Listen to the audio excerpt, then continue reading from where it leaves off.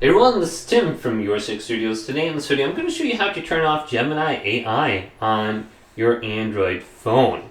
So if you hold down the power button, you can ask it, how do I turn off Gemini AI? And it'll tell you. But if you want to actually turn this off, it's going to be on Gemini and switch back to Google gesture option. So let's swipe down from the top right, go to settings, and then we're going to type in gestures. Gestures. Now this could be in a different location for you. That's why we just type it in search.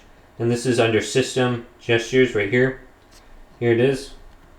Now we're going to look for the option for the power button press. Press and hold power button. So this is a digital assistant.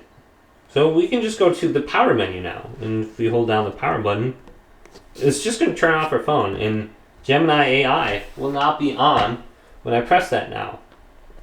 So this doesn't disable it, but it just changes the power button to the actual function of powering off your phone. So hopefully this video did indeed help you out. If it did, leave it a big thumbs up, hello, and subscribe to my channel down below.